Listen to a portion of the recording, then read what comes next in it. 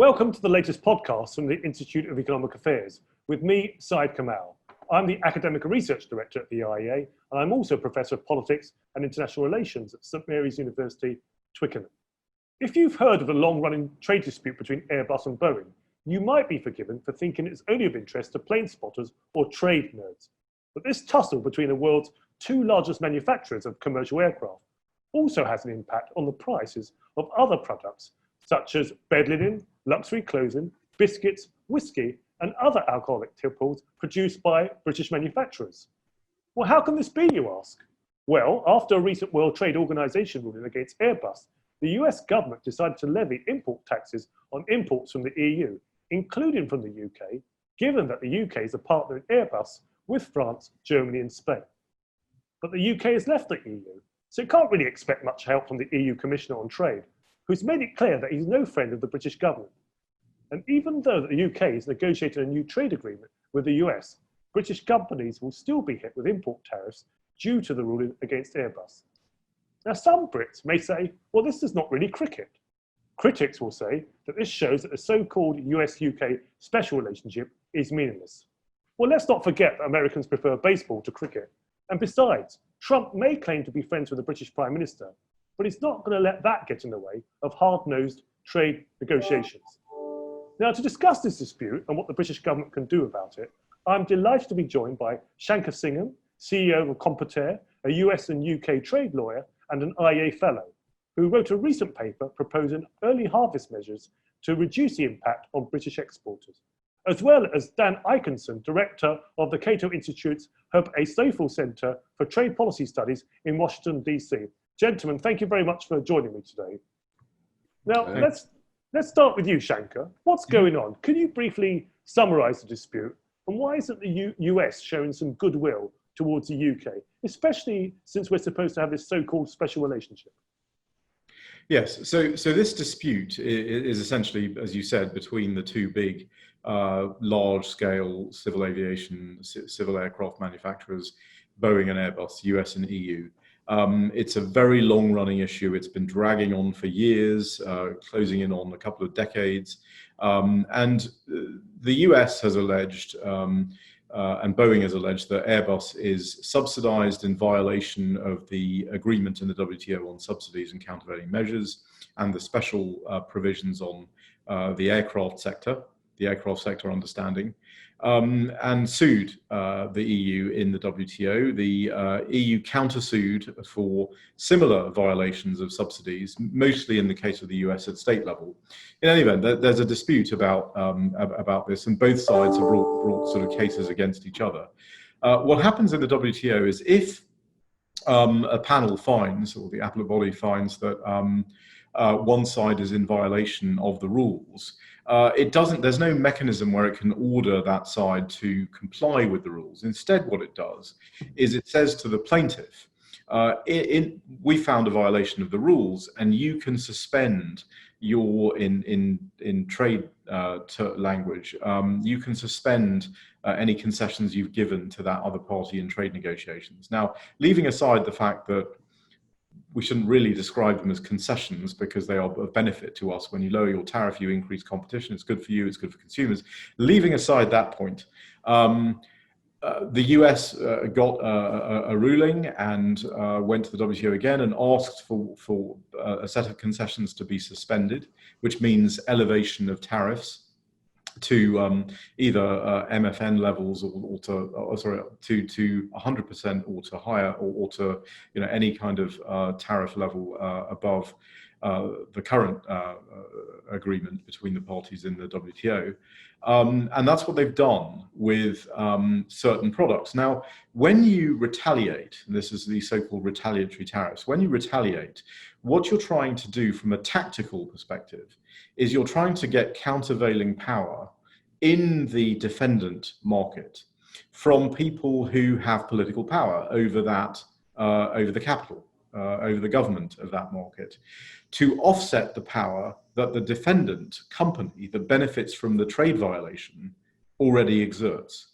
So essentially, you always see these retaliatory tariffs. In the case of the US retaliating against the EU, you always see the same sorts of products. You see Scotch whisky, you see French wine, you see French champagne, you see all the products where the producers of those products are deemed to be politically powerful, because the hope is that they will go to the European Commission and will say, you've got to bring yourself into compliance because we're being hit by these retaliatory tariffs.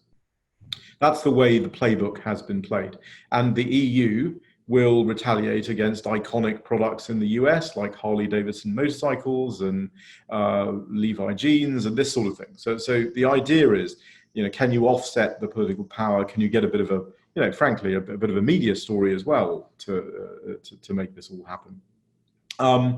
The problem here is that the UK has left the European Union, and as you said, the European Commission has said very clearly that they are not interested in defending the rights of UK companies in respect of these retaliatory tariffs or prioritising UK business in any way. So they will quite willingly throw Scotch whisky under the bus for French wine or whatever it happens to be. So the whole purpose, the tactical purpose of the retaliatory tariff in the case of the US is to secure European Union compliance with WTO rulings. Not only will this, the raising of the tariff on Scotch whisky, not only not achieve that goal, and there is a big decision USTR has to make on August the 12th about increasing the number of products covered by these tariffs, increasing it from single malt whiskies to including blended whiskies, which will have a very significant impact on the Scottish whisky industry. But basically, in addition to not achieving the goal of compliance with the EU, in fact, far from it, the EU will be only too delighted to see a rift between the UK and the US and erosion of support for the US Free Trade Agreement in the UK. They will be only too delighted to see tension between Scotland and the rest of the UK at a very sensitive time, because we have the internal market white paper that has just come out. We're going to have legislation on the internal market coming up, because that undermines the UK's negotiating position with the EU. So the Commission will, and of course the Commission's also happy that these retaliatory tariffs are not directed to existing European member states. So it doesn't achieve anything from a US perspective, except, ironically, make compliance even less likely rather than more likely from the EU. And that's why we think that getting the UK, which has left the European Union, as of January 2020, getting the UK out of the line of fire of retaliatory tariffs that the US might impose for what are primarily European violations, primarily in the case of Airbus, but we are going to have a lot more US WTO cases brought against the EU because of agricultural SPS issues, for example, and the whole direction of travel of European SPS, sanitary and phytosanitary regulation in the agricultural area, their farm to fork strategy, all of that. And we don't want, the UK does not want to be caught by all of those retaliatory tariffs, because the EU is unlikely to comply with any WTO ruling in those areas.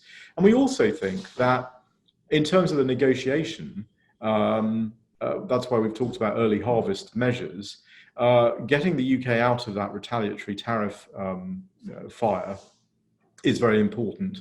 But also, you can close off chapters of the agreement as was done with the USMCA, where there are non-controversial chapters. There are a whole set of things the US would like to see, and you can put those in those early harvest measures as well. Okay, Sheikh, we're going to come back to the issue of early harvest measures or proposals, but I want to bring Dan in here. Dan, is that from your perspective, is that a reasonable summary of the situation, or is there anything you want to add? And how have we got to this situation? Hey, the US and the UK are supposed to be great pals. Trump's supposed to be pals with Boris Johnson. We're supposed to have this special relationship. How have we got to this situation? Yeah, great question. And I do agree with the way Shankar characterized the WTO and the dispute. It's a long-running dispute. Predates Trump. I do like the way Shankar described how the WTO how the appeal to withdraw concessions, how that works. And I just wanted to elaborate on that to explain why it's supposed to work. You know, there have been a lot of accusations, certainly in the United States, that the WTO usurps U.S. sovereignty and forces us to do things that we haven't agreed to want to do. But this is a perfect example. The WTO really does have no authority. It makes suggestions, and in this dispute, like in every other dispute, the appellate body or the panel at the end says, you know, we find the EU in violation of Article X of this agreement, and we recommend they bring their practices or their laws or regulations into conformity with the agreement. And if they don't, then the U.S. can seek retaliation or to withdraw concessions, as Shanker said. And the idea is to compel other interests in the offending jurisdiction in the EU to put pressure on the government to come into compliance. So typically that works. And it's worked in the past. You know, in the early 2000s, George W. Bush imposed steel tariffs. The Europeans and the Japanese and others retaliated against the United States and announced a list of products against which tariffs would be imposed, including citrus from Florida and textiles from North Carolina and Harley Davidsons.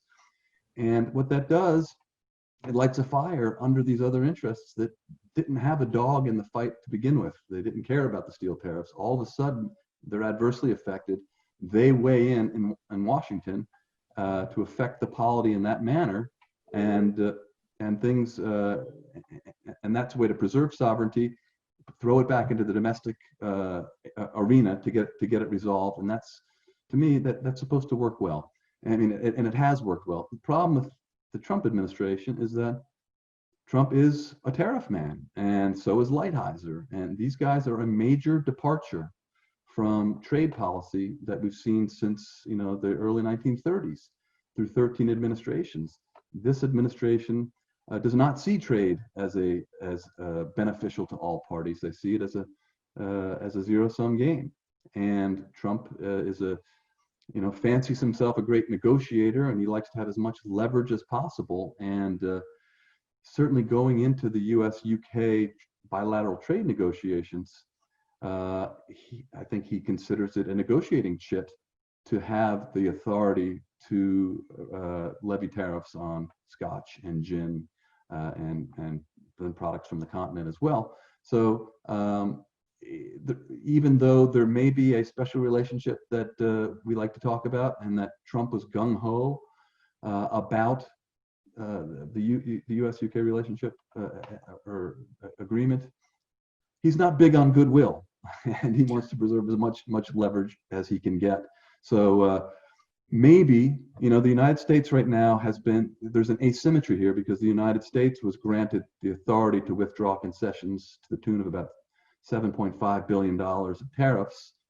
The Europeans' countermeasure has not been approved yet. It was supposed to be, an arbitrator was supposed to decide in June. The arbitrator will decide, I think, in September now, and I think that claim may be as high as $10 billion.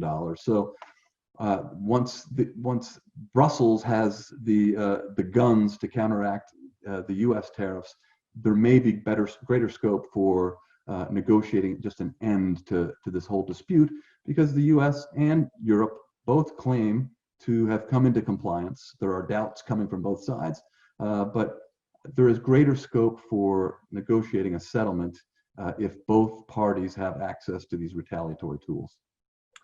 So come back to you, Shanker. You, in your paper, talk about a solution or a proposal for the UK, given what both you and Dan have said about the dynamics of the situation. And you start talking about early harvest measures. Can you explain what you mean by early harvest measures? And also, what do you actually propose?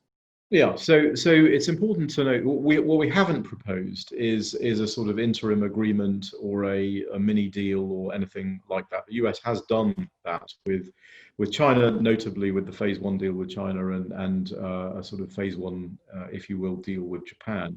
I don't think there's much either USTR or congressional appetite for that sort of thing.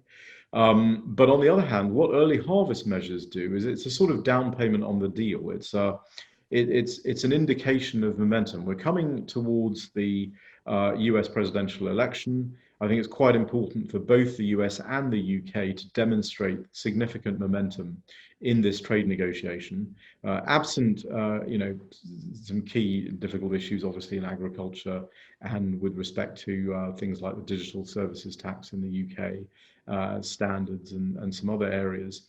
There are some relatively non-controversial chapters that could be closed, and I go back to the USMCA renegotiation, where it was done in about a year because non-controversial chapters were being closed essentially in real time. Obviously, there's no full deal until everything is decided. It's a single undertaking, but I think this would be a good manifestation of that kind of momentum. And I think it would be useful for the US to be able to do this, because they might want to insert some guardrails into the negotiation as they go forward on things that are of great interest to them. So obviously they have great interest in agriculture. They have interest with respect to the digital services tax. They have interest with all these things. You can put some guardrails in that will steer the negotiation a bit more than the current US negotiating objectives might be able to do, and you can make a clear statement. If it were possible to the US to punish the Scotch whisky industry, and that would lead logically to compliance by the EU of the Airbus ruling, then that would be a logical thing to do. The problem is it's not going to have any effect on that, because as I said before, the UK has left the EU. I think what tends to happen with these retaliatory tariffs is lobbyists from industry that essentially brought the case. Obviously, they want to see maximum compliance, and they have a playbook for doing this. The playbook consists of who are the well-known politically active interests that Dan mentioned, who can intervene with Brussels effectively. And in the past, absolutely, the Scotch whisky industry, other critical UK industries would have been very powerful, because the UK was a powerful member state, and it would have had that influence in Brussels. The problem here for the US is that actually it's counterproductive. So while I agree with everything, or many of the things that Dan said about the Trump administration looking at this as a chit, it's a chit for the EU negotiation. It's not really a chit for the UK negotiation, and as a chit, it doesn't really have any effect. It doesn't really have any value. In fact, I would argue it has negative value, because all that will happen is it will defray interest from the EU. Instead of concentrating the political pain on key sectors in the EU 27, they've now brought the UK into this. The UK, by the way, is already compliant with the Airbus ruling. They have recouped all the launch aid that has been given to the UK bits of Airbus. And certainly, as part of those early harvest measures, I would say absolutely the US ought to be asking for commitments from the UK to comply with WTO agreements in the future. Commitments, for example, to comply with the WTO's SPS agreement in the future. Which would be a significant difference from the European Union. So I think there's a whole range of things that it would be beneficial for the US to put in place. And let's not also forget that trade policy is not just about commercial interests. Commercial interests obviously play a very big part in trade policy, but trade policy is also part of your overall foreign policy. It's part of your geo-economic and geopolitical agenda. And that's where I think it's important for the US. This is a major event here. You've got a major G7 country that's leaving the European Union, that is inserting itself into the global trade policy framework for the first time in 40 plus years. That is a major global event. Either the US is going to be able to pull the UK towards more liberalized trade, towards more competitive markets, towards less protectionism and so forth, or it's going to push the UK towards the European regulatory system with all of its protectionism and all of its WTO violative elements. And that is a choice for the US. And if they make the wrong choice, they could lose this moment. So I think it's very much in the US interest to, and in fact, in President Trump's interest to do something here to make it clear that it regards the UK differently from the EU 27, and it doesn't regard the UK as a mini version of the EU 27. Okay, Dan, what's your reaction, first of all, to early harvest measures themselves, but also to Shanker's ideas for kind of de-escalating this from the UK perspective? Yes, I mean, I think it's a very good idea. I think Liz Truss should insist that the United States exempt the United Kingdom from the 232 tariffs on steel and aluminum, and should get rid of the tariffs that are imposed on British products. We are entering we've just started a negotiation. The UK is leaving the EU. We should start on clean ground here. And, one of the reasons I think the United States is interested in an agreement with the United Kingdom, and I know this gets into touchy areas, is to find an ally to kind of to go after the European Union's stance on GMOs, on SPS measures, on geographic indications, things like that. And I know that there's a lot of support for that still in the UK, but the Trump administration does see the peeling off of the United Kingdom as working to its advantage in advancing its trade agenda vis-a-vis the EU. So I'm a fan of early harvest. The whole concept makes a lot of sense. Let me just put that in perspective. As Shanker mentioned, most trade agreements go according to what's called a single undertaking, where nothing is agreed until everything is agreed. And I think that's what subverted the Doha round. There was plenty of scope for us to make progress in areas where things were agreed, but nobody wanted to deviate from the script and allow that to happen. So it's something theoretically we should be considering, because it does inject goodwill, which tends to produce momentum. And I do think the single undertaking process is problematic. It also adversely affected the TTIP. That I think was sunk for a variety of reasons, but the inability of negotiators to break it off into parts is one of the reasons.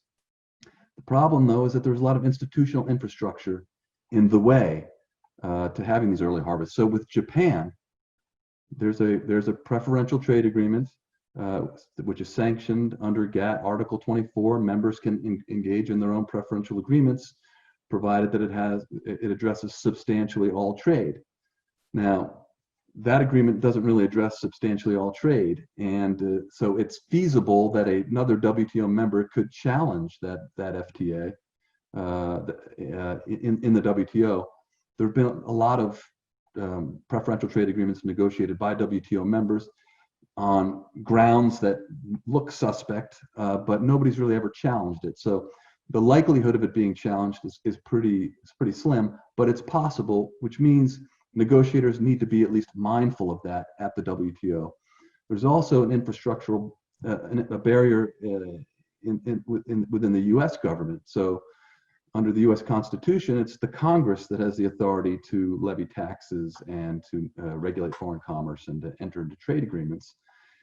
It, for many years, has granted authorization to the executive branch to do the negotiating, providing that certain benchmarks are met, and then vote yay or nay on that agreement when it's done.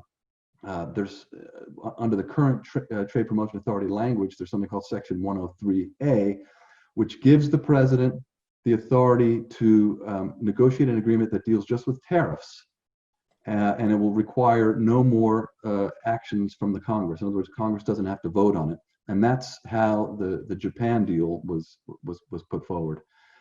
For the UK, I think some of the things that the United Kingdom wants, other than getting rid of tariffs on 232 and the Boeing Airbus retaliation, which is sort of different from what we're talking about. It's not liberalization, it's just removing retaliation.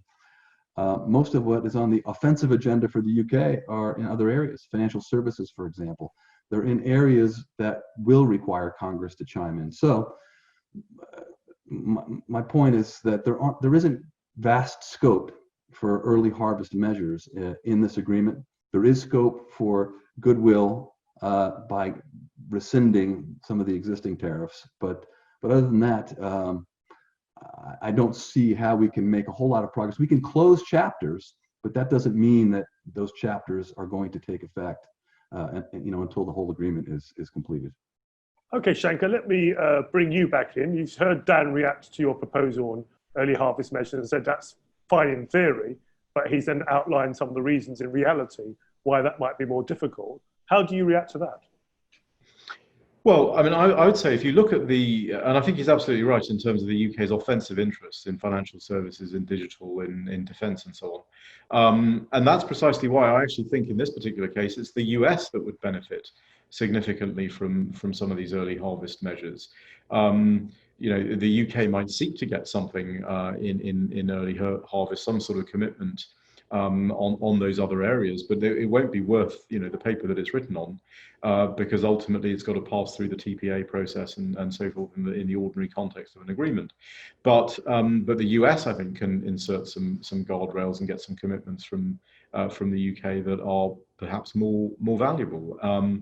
So it's not unusual in trade agreements. In fact, even in the TTIP, the original, the first round of TTIP, Angela Merkel talked about lighthouse projects. There would be some manifestations of that early momentum towards an agreement, which is, as Dan said, the goodwill, the trust between negotiators is very, very important, and that's why I think these things could be viable, could be useful for the negotiation. And on the single undertaking point, I mean, the reason we have a single undertaking is because that you can, at the end of the day, trade off all these difficult areas against each other, and you bring it all together in a great single agreement. And we may need this, but early harvest measures don't preclude that. They don't say, well, we've agreed this element now and we're never going to go back to it. At best, even if they're not expressly conditional, any kind of agreement or early harvest or symbolic statement or whatever you want to call it is going to be conditional on the final agreements. And frankly, if I were the US, I would also want to make this conditional on the UK actually leaving the transition period at the end of the year, largely because there is some concern amongst our trading partners, the UK's trading partners, that even though the government has been very clear about the UK leaving the transition period at the end of the year, what they don't want to see is a sort of preferred position for the EU exports into the UK on an ongoing basis that doesn't have a clear defined end time. So that would be if you make all of this conditional on the UK leaving the transition period at that time, that would also be helpful to not only to the US but to the UK's other trading partners, and frankly it would also be helpful to the UK government's own stated position of wanting to get out of the transition period at the end of the year and to negotiate the trade agreement with the EU. So it's a win-win for everybody other than the EU. So that's why I think it's very much in the interest of both parties to do it. And I think Dan also said something that's very important to bear in mind, which is it is in the interest of the US. And this isn't just the Trump administration. This is all US industry to have the G5 economy moving away from the regulatory direction of travel of the European Union, whether it's on data protection, GDPR, whether it's on SPS measures in agriculture, whether it's on standard setting. These are all extremely difficult issues between the US and the EU. It's the reason why the US and the EU were unable to agree an agreement between them in the TTIP negotiations. It would certainly change the dynamics of the global trading system to have the fifth biggest economy in the world sort of change its domestic regulatory settings in that way. And I think that would be very much in the US interest, and this is how we would achieve it. And I think the most important thing, though, is to say the central point is that the US going down this track of retaliatory tariffs against UK business will not achieve the goal that they are seeking to achieve. In fact, it will move them away from the goal. It's really an own goal by the US authorities here, because it will actually, there will be delight in Brussels at the damage being caused to the US-UK relationship. There will be delight in Brussels to the destabilization of Scotland in the UK's internal market. And they will be sitting quite happily waiting for their own case to come through. And as Dan also pointed out, that's a bigger amount potentially. And they will fire off their retaliatory tariffs against all the usual suspects in the US, whether it's oranges from Florida or Harley Davidsons or Levi jeans. And let's bring Dan back in on this. Dan, you and Shankar, you're both global free traders. You agree on that. You're both Atlanticists. So given what you said about the reality of early harvest measures, what do you think can be done to resolve this dispute? Or should we relax and just say, look, it's all part of negotiations. You look at trade negotiations over the years, you always see both sides talking about the possibility of talks breaking down. I mean, in the case of Doha round, they clearly did break down. But isn't this all part of trade negotiations? What do you think, Dan? Absolutely. And I think, you hear it up until the very end that, we don't have a deal. We're so far apart. We can't bring something like this to Congress. And then, then a deal will come together. So a lot of it is negotiating. It's taking a stance. Things are especially complicated, though, right now, because President Trump has basically he's co-opted Democratic trade policy. So Robert Lighthizer is well liked by Democrats in Congress because he has achieved really one substantive trade agreement, which is the USMCA. And that agreement is not designed to liberalize trade. It really is not. There's nothing liberalizing about it relative to the NAFTA. It is designed to repatriate supply chains back to the United States, to reduce imports from Mexico. Lighthizer and Trump are economic nationalists, and they believe that the trade game is sort of won at the negotiating table, and you use as much leverage as you can to make your opponent kind of hang in the wind and see how much they will concede. The Biden administration doesn't strike me as Biden administration, I should say, doesn't strike me as progress on the trade front. The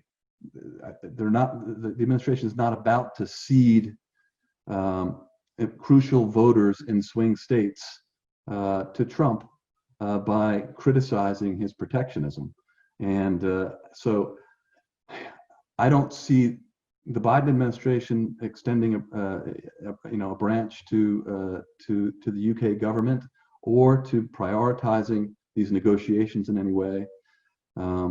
If you draw the linkage between Biden and Obama's comment about, if there's Brexit, then a UK-US agreement would go to the back of the queue. I think, Biden would probably say the same thing. And at this moment, the sparse outlines of his trade policy suggest that he's not interested in pursuing any more trade liberalization until we resolve some of the issues, some of the plight facing working Americans. And so I'm very skeptical that a liberal trade agenda is going to be implemented anytime soon. And I don't know whether or not a Biden administration would be, I think a Biden administration would have used different language, would be more diplomatic perhaps, but the goals might, their goals might be incongruous with the goals that the UK government has in achieving an agreement with the United States here. Okay, so look, Shankar, before we go to the wider picture, I want to stick with a very quick question, if I may, on Airbus. I understand that I think it's the Airbus have said that they are no longer going to receive subsidies. Is it from the French and the Spanish government? And they'll no longer receive that in the hope that this ends the dispute. What do you think of that claim by Airbus? Is that realistic? And how do you think the US will respond to that? Yeah, I mean, they've certainly claimed that they're now in compliance with the WTO, but the way that the system works is you can't sort of self-certify that you are in compliance. You know, the panel has to rule on that, and the US's view is that they are still not in compliance. So it isn't simply a question, and this is the issue for the UK that will be a little bit problematic, which isn't simply a question of maintaining that you have recouped the launch aid that has been provided to the company. There are sort of historic legacy issues associated with the subsidy in the first place. You know, you've benefited your company, it's got more sales around the world for years, it's built up an entrenched market position over years, and that has to be compensated for. In the eyes of Boeing, that would have to be compensated for. You know, I don't think that's going to solve the dispute. I think there would have to be more from the EU, more in the form of commitments not to subsidize in the future, more commitments on the aircraft sector, understanding and the way that export financing is used. And I think in the UK's case, even though they've recouped the launch aid as well from the UK entities, they will probably have to make some commitments on UK export financing. And you know, this is where the rubber hits the road with the UK government. So far, they have been able to say in their general domestic regulatory policy that we simply want autonomy from the European Union. We simply want control of our laws, as the saying goes. And there hasn't really been a question about what we're going to do with that control that we have. And of course, you know, you could be worse than the EU. You could subsidize more, and that's a sort of little bit of an open area. And I think again, this is why it's so important for the UK's trading partners, to the extent they're able to lock in the kinds of reforms that at the moment the UK government seems to want to have. And let's remember, you know, we could easily have had a Jeremy Corbyn-led UK government that would not be particularly interested in trade liberalisation or competitive markets, and would be much more interested in subsidisation. And so, you know, that's one of the, you know, when NAFTA was originally negotiated, it was a very powerful reform document for Mexico. That's why Mexico wanted it.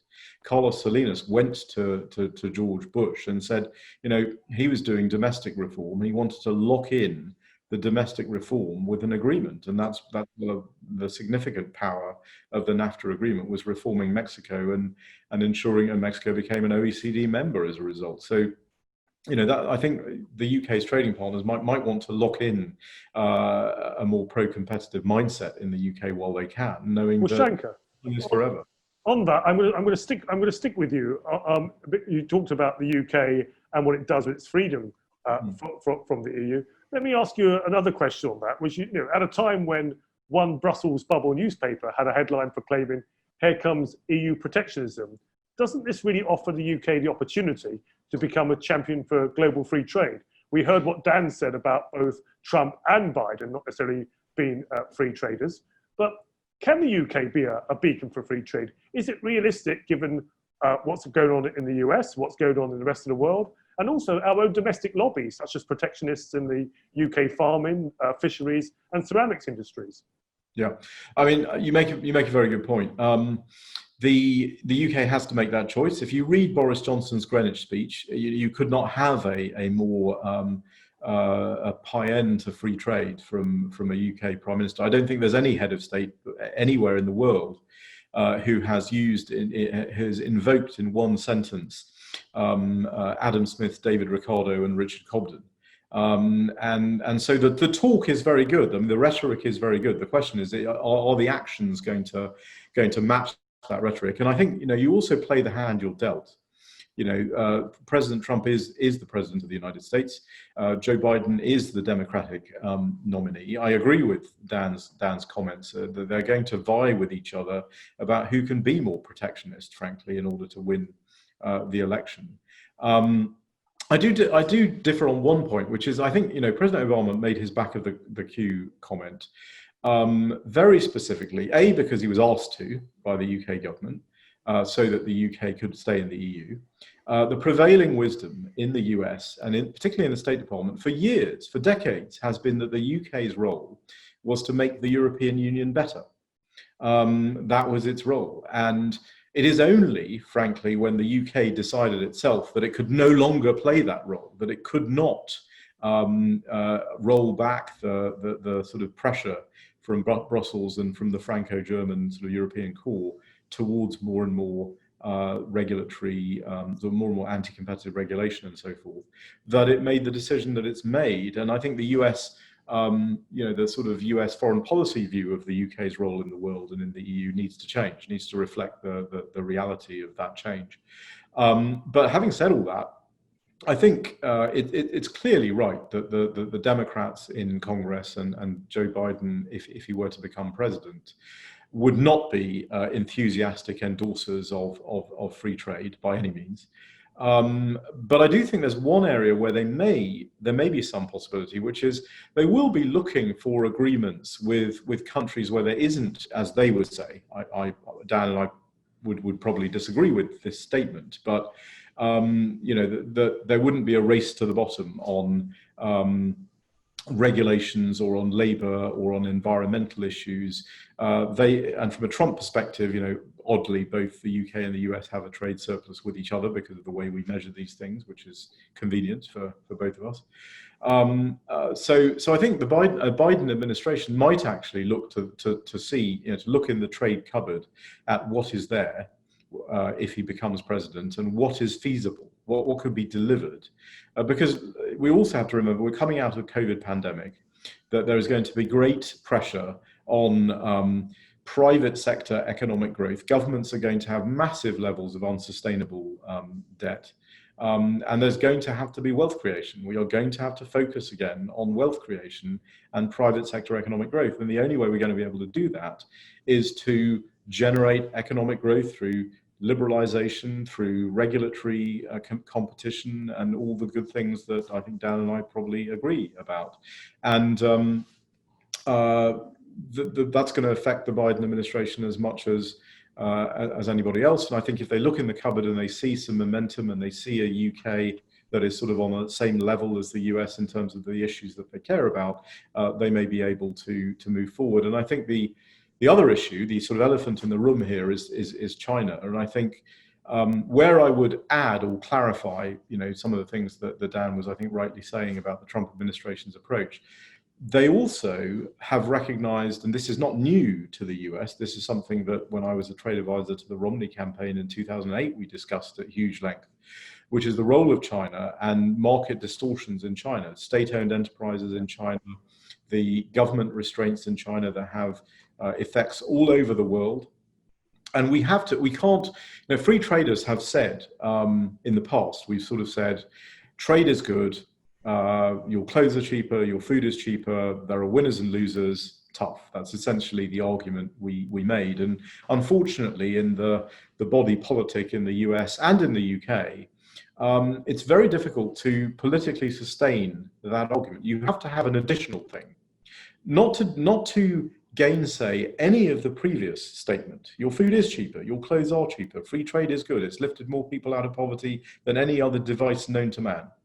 But we also have to say to people, to publics, that where a country distorts its market in anti-competitive ways that ultimately destroy wealth out of the global economy and damage the global economy, we will have disciplines to deal with those market distortions.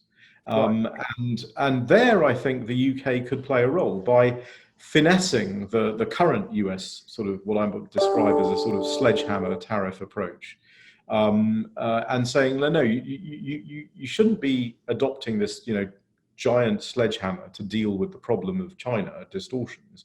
You should actually use a more polished and refined mechanism that conveys a signal to the Chinese that we are open for business with respect to companies, Chinese companies that are not affected by distortions and government subsidies and restraints and so on. But where you do have a Chinese company that is benefited in that way, we will have real and concrete disciplines to deal with it. And that's, I think, the role that the UK can play, is sort of bringing the US sort of back from the brink, perhaps, on some of these issues into a more economically robust approach. Well, given what you said, Ashanka, I think it's an opportune moment to mention a couple of papers from the IEA. The first one is a paper that will be out by the time this podcast is out, called Chinese Puzzle, where a couple of IEA authors look at the issue of how to deal with China from more a classical liberal perspective, and to stop comparing it to the last Cold War with the Soviet Union and a more sophisticated way of dealing with it. And the second one was a recent IEA paper called Freight Expectations, which looked at some of the forecasts for global trade post-pandemic. And I wonder on that whether I could turn to Dan.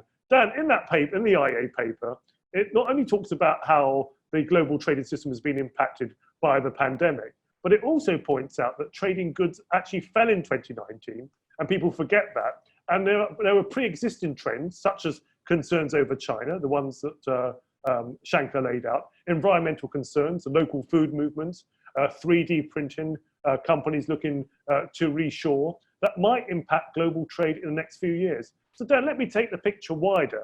How do you see the outlook for global free trade in the next few years? Well, that's a great question. When people ask me about free trade and what the prognosis is, I say, you know what, we don't have free trade. We're still working on it. It's an aspiration. You know, we've had trade liberalization under the multilateral system for over 60 years. We've had bilateral and regional agreements to liberalize trade. So there is an instinct to want to liberalize trade, and economists recognize that free trade is the ideal. But trade, while it's an economic endeavor, trade policy is a political animal, and as a result, we really don't have free trade.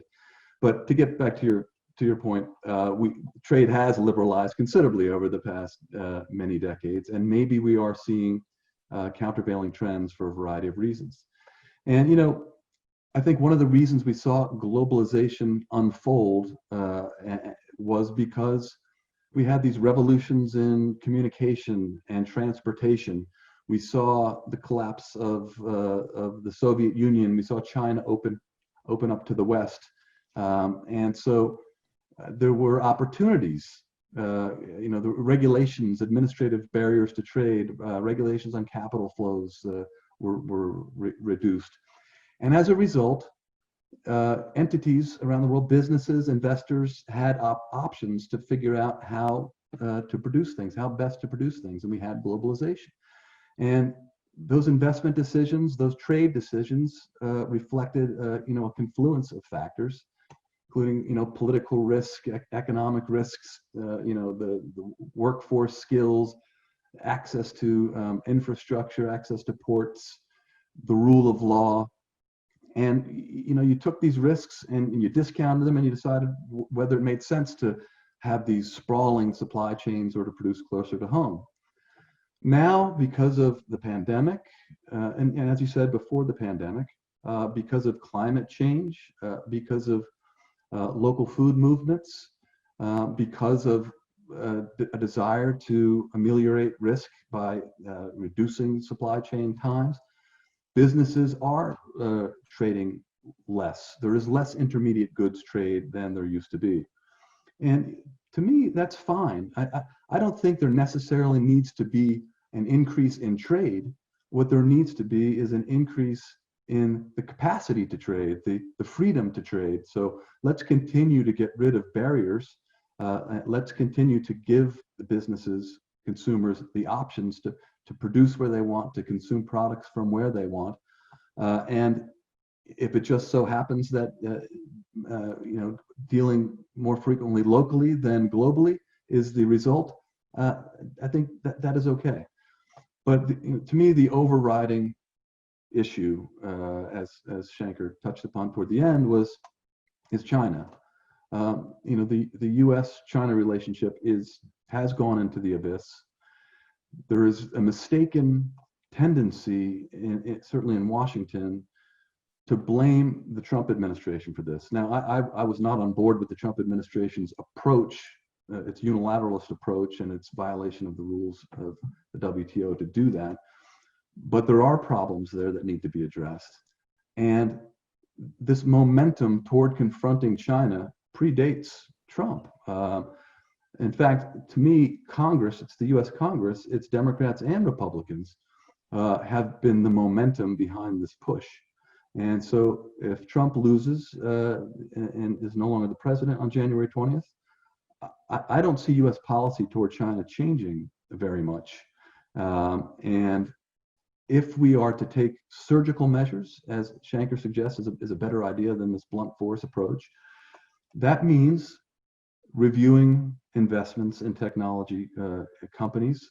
It means enforcing export controls and things like that.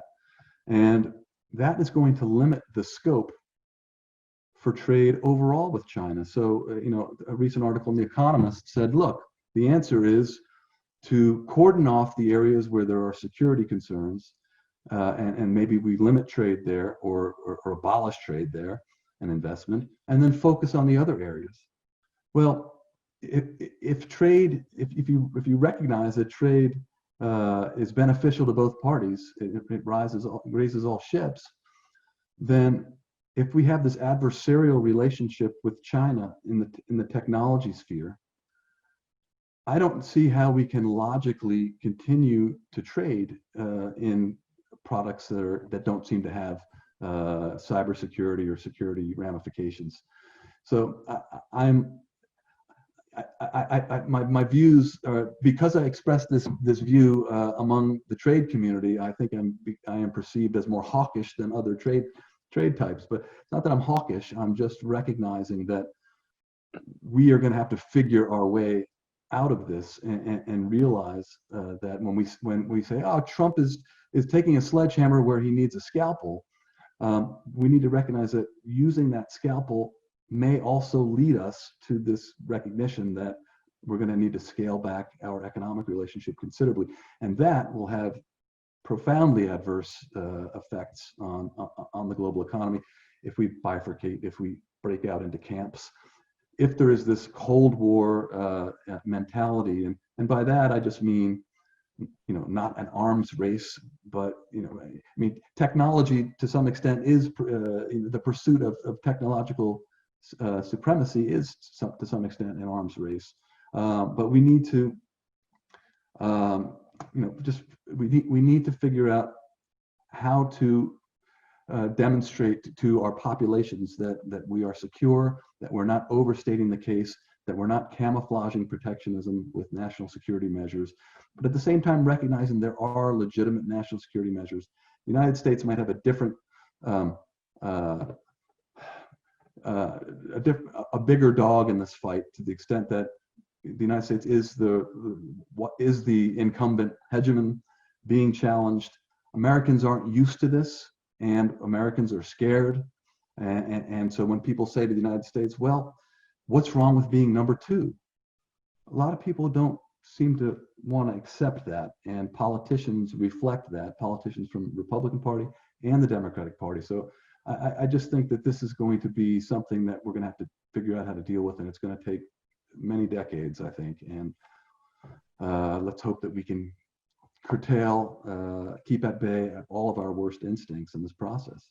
I should point out that the IA paper, Chinese Puzzle, points out that that the Chinese don't actually necessarily need hegemony. They actually want access for their state-owned enterprises and their companies with links to the Chinese Communist Party, to raw materials, to technology, to know-how, but also to markets. Now, gentlemen, this has been a fascinating discussion. I'm going to ask you both to sum up, and I'm going to ask you a very specific question, starting with you, Dan, and then Shanker. And I'm going to ask you about the equivalent to the elevator pitch, or the lift. If you manage to squeeze yourself into an elevator or a lift in the UK parlance with UK and US trade negotiators, and maybe with Liz Truss, the UK Secretary of State for International Trade, and the United States Trade Representative Robert Lighthizer. I know it would be a very crammed elevator. What would your elevator pitch be to them about, first of all, about this specific dispute we've been talking about around Airbus, also about US-UK trade negotiations and global trade in general? Dan, I'm gonna hand that one to you first. On Boeing Airbus, I would say bygones. This is a dispute between the United States and the EU, of which the UK is no longer a part. Figure out a way to end the retaliatory tariffs there, move forward.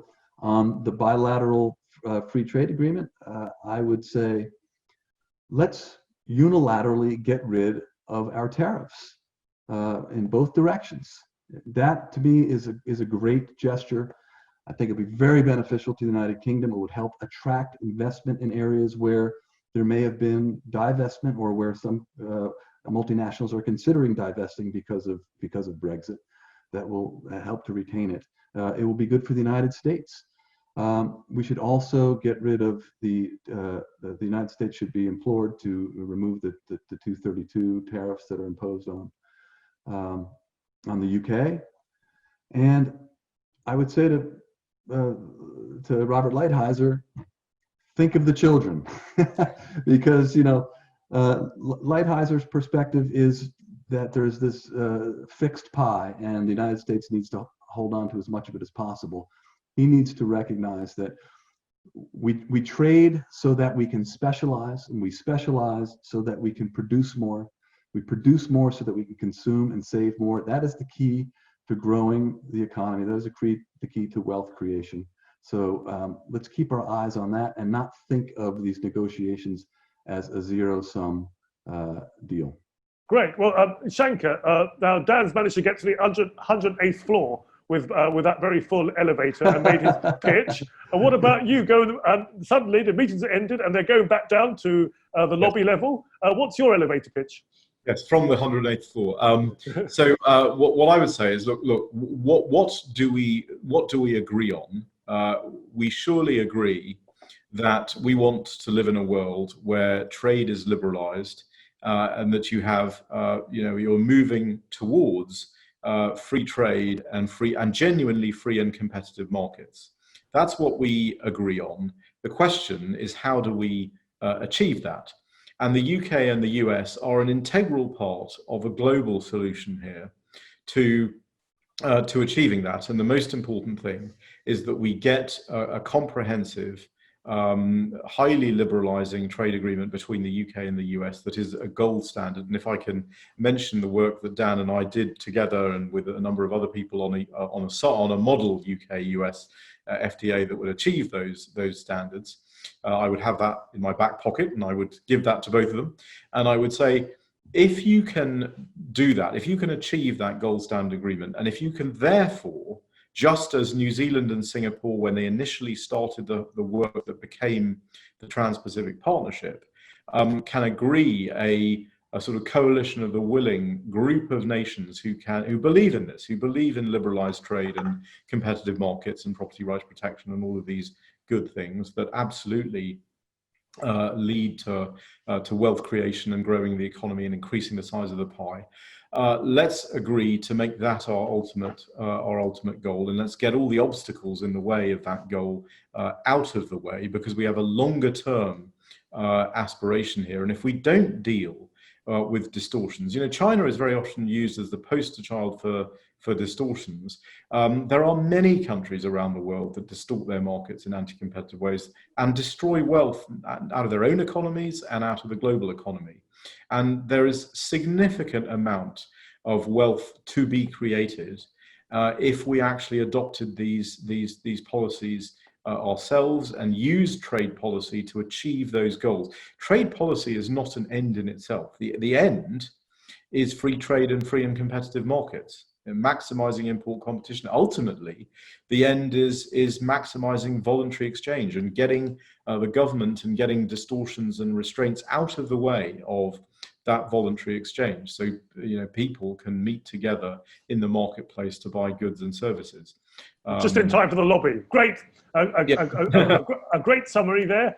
Can I thank both you gentlemen for a fascinating discussion today. Dan Ikinson from the Cato Institute, Shankar Singham from Competare, for joining me, Syed Kamal, today. For more details of all our online content, please visit our website, ia.org.uk, subscribe to our YouTube channel, IA London, or listen to our podcast on Podbean. And to help us keep providing free content during these tough times, please do consider making a contribution, no matter how modest, by donating online at ia.org.uk. Thank you for watching or listening today. We hope that you'll join us again soon. In the meantime, stay safe. Thank you.